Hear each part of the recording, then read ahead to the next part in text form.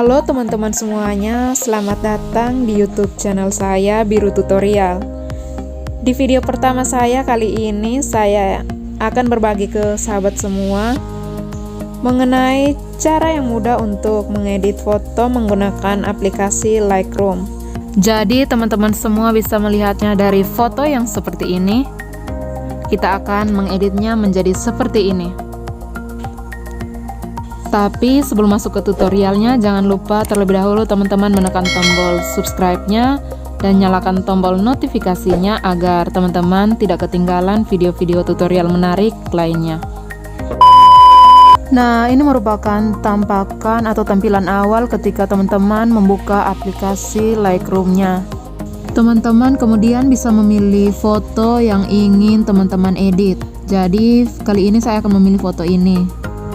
Untuk proses editingnya, teman-teman tinggal mengikuti cara seperti yang saya lakukan.